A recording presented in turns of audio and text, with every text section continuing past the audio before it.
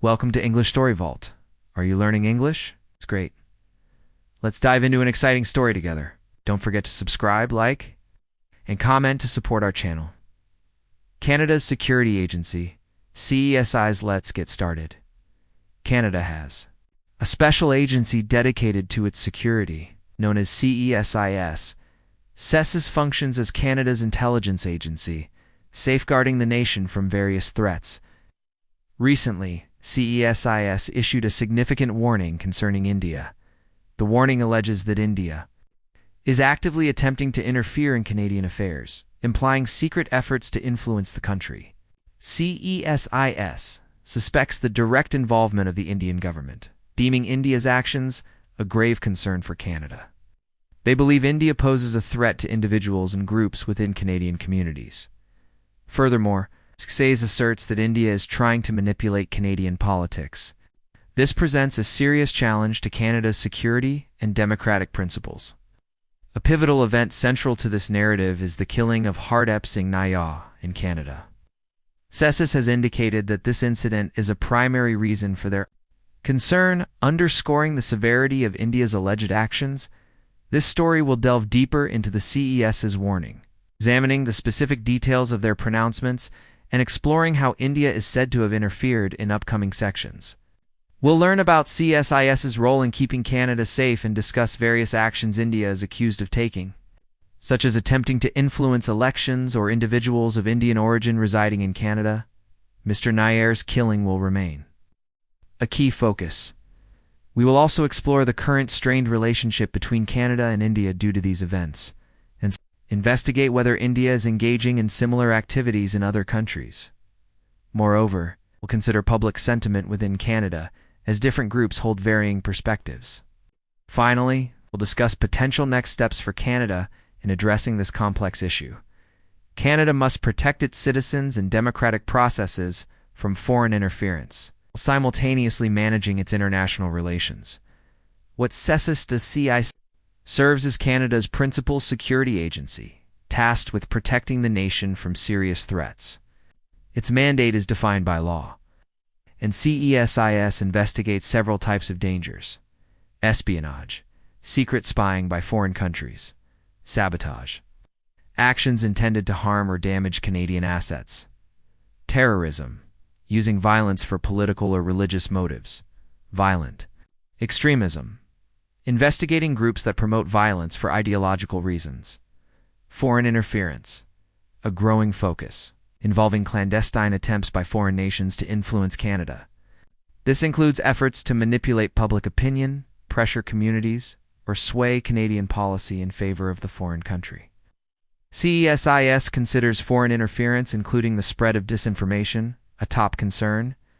How CESIS operates: CESIS performs its duties by intelligence gathering and analysis, collecting and studying information about threats to understand their nature, reporting and advising, providing reports and advice to the Canadian government and ministers to aid in decision-making and policy formulation, threat reduction measures, implementing strategies to mitigate identified threats, security screening, vetting individuals for sensitive government positions, visa applications, and passport requests to ensure they don't pose security risks. CESIS collaborates with Canadian law enforcement, such as the RCMP, and with security agencies in allied nations. It's crucial to note that CESIS only investigates genuine threats and does not target lawful activities or dissenting opinions. CESIS's work is vital for protecting Canada's security and way of life from clandestine and harmful foreign actions. India's alleged actions in Canada's ISS reports have informed Canada about the actions of India's government within the country. The agency characterized India as a persistent threat, alleging that India used its personnel and associated groups to influence Canadian citizens and leaders. CESIS claims India aims to interfere with Canada's open society to enhance its global power. One aspect of this alleged interference involves covert financial dealings and political influence, secret funding, CESIS intelligence indicates that individuals connected to India's government secretly provided funds to Canadian politicians. A 2022 government document mentioned an individual working for India who claimed to have given substantial sums to numerous politicians at all levels of government to assist their election campaigns. Election interference, news reports, based on this intelligence, alleged that Indian agents even tried to manipulate the outcome of a major Canadian party leader race in 2022 by purchasing numerous memberships to favor one candidate over another, influencing policy. CESIS warns that foreign governments, including India, use hidden funds and community organizations to sway Canada's stance on important issues, directing Canada's positions. India's focus also extended to the Sikh community in Canada. The concept of an independent Sikh state Khalistan is a sensitive issue for India. India views Canada as a haven for Khalistan supporters, surveillance, and dared threats. Canadian police have stated that individuals working for India have monitored and even threatened Sikh political activists in Canada. Hardeep Singh Nayyar killing. The most severe example cited is the assassination of Hardeep Singh Nayyar. Canadian police indicated links between agents of the Indian government and his death. Following this, Canada expelled 6 Indian diplomats in late 2023, alleging their involvement in actions detrimental to the Sikh community. Transnational repression. CESIS terms these actions transnational repression, referring to a country's attempts to control or harm its citizens residing in another nation. Many Sikh Canadians have reported feeling watched or threatened, and police have warned dozens of Sikh individuals about potential dangers to their lives due to their political views.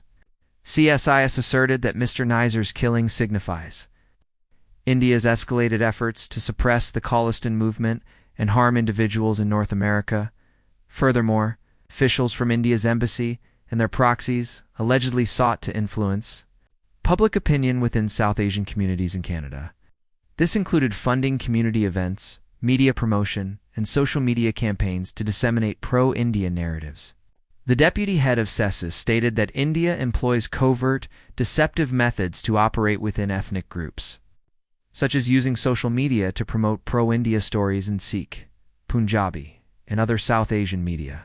While other countries might use AI for disinformation, CSIS is also concerned that India is subtly trying to shape how Canadians perceive South Asian issues. India also reportedly used bilateral discussions with Canada to exert pressure.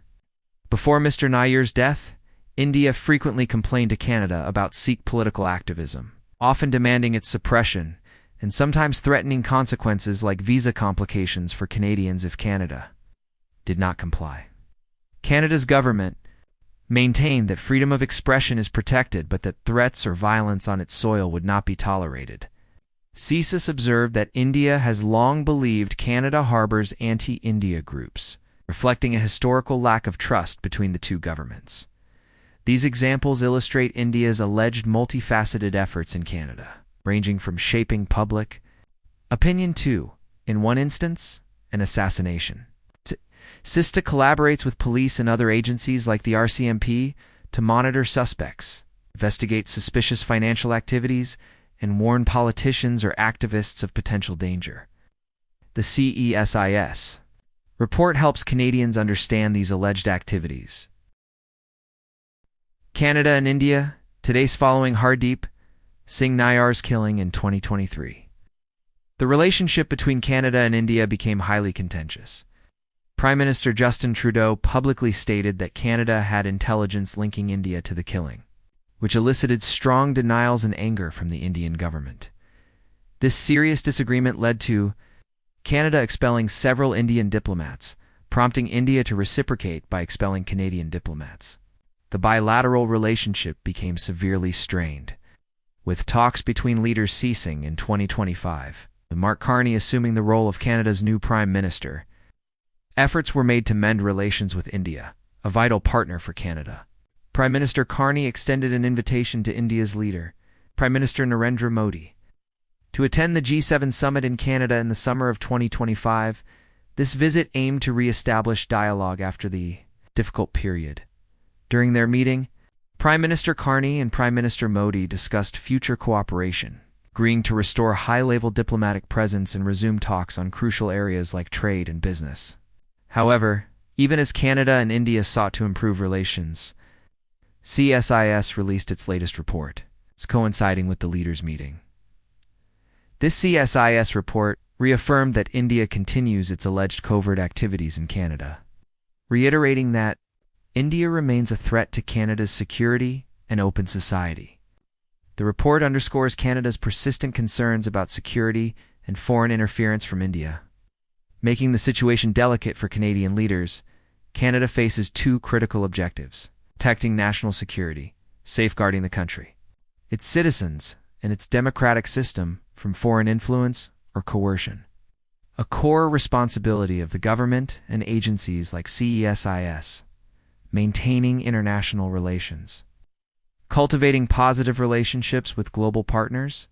India, as a large and significant country, is an important partner for Canada in trade, employment, and addressing global challenges. Therefore, Canada must balance protecting its security from interference, as warned by the CES's report, with maintaining a constructive working relationship with India. This is a complex undertaking, requiring Canada to articulate its concerns clearly while remaining open to cooperation with India on other matters. The CESIS report highlights this ongoing challenge: global concerns. About India's actions, Canada is not alone in its concerns about India's alleged actions. Other Western nations have also noted India's attempts to influence their people and politics, indicating a broader global issue of Indian interference. United States, U.S. law. ENFA has reported instances where Indian agents targeted Sikh activists. The U.S. Department of Justice even disclosed details of a plot to assassinate a Sikh separatist in New York, allegedly involving an Indian intelligence official. American officials privately communicated these concerns to India, choosing not to make public statements to preserve their important relationship with India. United Kingdom. The UK also harbors concerns about Indian surveillance. British officials have spoken about monitoring and intimidation tactics. UK security. Minister Dan Jarvis asserted that the UK would not permit foreign states to intimidate residents and urged India to cooperate with Canada's investigation into Mr. Nijar's death. Sikh activists in the UK have reported being stopped and questioned by airport police regarding their views on India. Australia. Australia has also encountered issues. Australian media reported that 2 Indian intelligence officers were expelled from Australia in 2024, covertly influencing politicians and monitoring Indian citizens in Australia. Australia's Foreign Minister, Penny Wong, declared that Australia would defend itself against any foreign interference. These countries, the United States, the United Kingdom, and Australia, exercise caution as India's global importance grows. Western governments strive to balance their concerns about interference with the necessity of collaborating with India. However, Canada's allies appear to be sharing information privately with Canada regarding these issues. Public opinion in Canada opinion in Canada regarding the security warnings and related events has been varied. Government stance.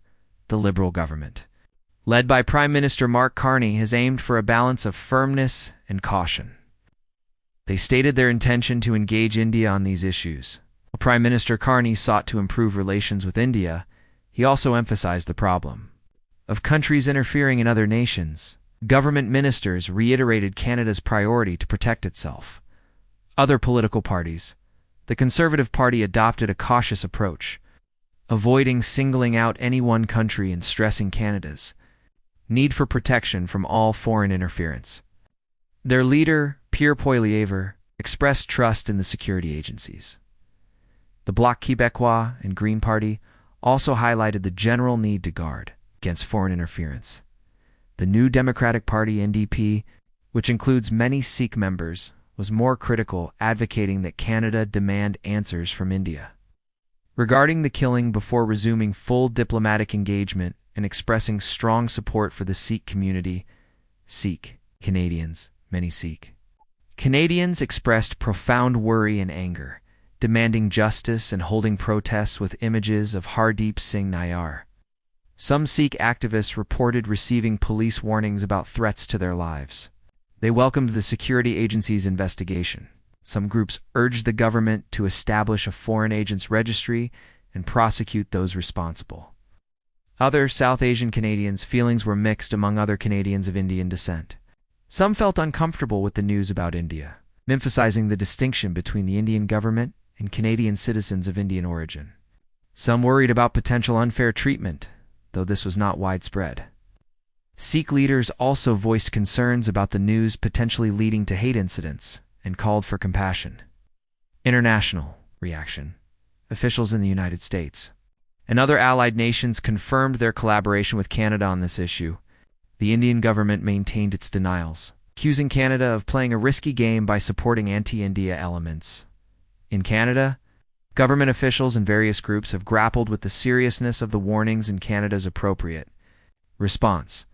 The government has accepted the intelligence, but also recognizes the need to maintain good relations with India. Many Canadians, especially those in affected communities, view foreign interference in Canada's democracy as a significant problem. Canada has faced challenges with foreign interference and must now determine its course of action. Multiple approaches exist, complicated by the need to balance national security with international relations. Cleaning up. Danger. After the immediate explosions, a new danger loomed. The exposed reactor core was still burning, and experts feared it could melt through the concrete foundation. If it reached the groundwater, it could contaminate the water supply for millions of people. To prevent this, teams of coal miners were brought to Chernobyl for a heroic and arduous task. They had to dig a long tunnel deep beneath the damaged reactor building. The work was done in extreme heat and high radiation, requiring them to wear protective gear. Around 400 miners toiled on this critical project. Next, the massive cleanup operation began. A vast amount of highly radioactive debris was scattered around the plant, particularly on the roofs of the adjacent buildings. Initially, officials planned to use robots for this hazardous job. They deployed remote-controlled machines to clear the dangerous material.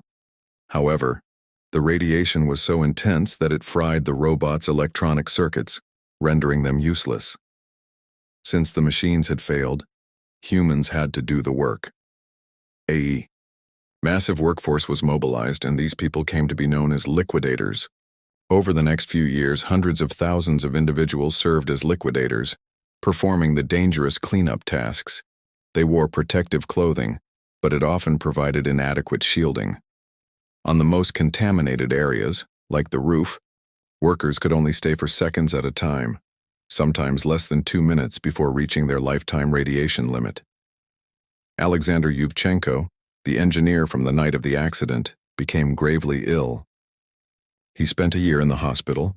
His hair fell out and his skin was covered in painful radiation burns.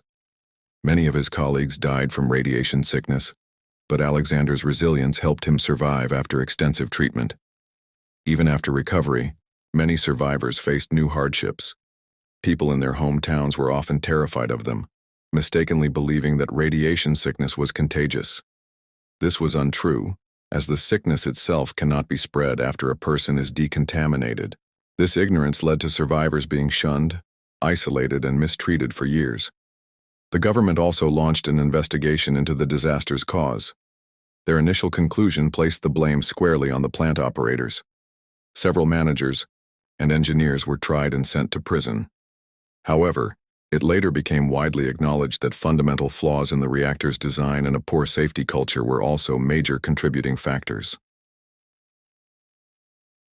What happened next? In the aftermath of the accident, the full truth slowly came to light.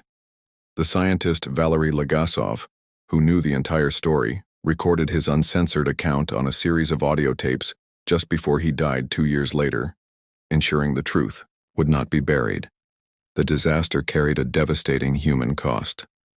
Around 31 plant workers and firefighters died shortly after the explosion from acute radiation sickness. Over the long term, the toll was higher. Scientists estimate that the radiation exposure may have led to the deaths of around 4,000 people from related cancers. To contain the ongoing radiation from the ruined reactor, An enormous steel and concrete structure was built over it. This massive shelter was called the sarcophagus. Its purpose was to seal off the damaged core and prevent more radioactive particles from escaping into the atmosphere. A large area surrounding the power plant was declared uninhabitable. This exclusion zone covers approximately 1,000 square miles, or 2,600 square kilometers. People were permanently forbidden from living there due to the persistent radiation. Entire cities and towns like Pripyat were abandoned. In a surprising turn, the absence of humans allowed nature to reclaim the exclusion zone. Wildlife, including wolves, bears, and deer, began to thrive in the empty forests and deserted towns, their populations growing despite the lingering radiation. The Chernobyl accident profoundly altered global perspectives on nuclear energy. The world witnessed the catastrophic potential of a nuclear accident, causing many countries to halt the construction of new plants and to implement far stricter safety regulations. The memory of Chernobyl remains a powerful lesson about the intersection of technology, human error, safety, and the crucial importance of transparency. What do you believe was the most shocking consequence of the Chernobyl disaster?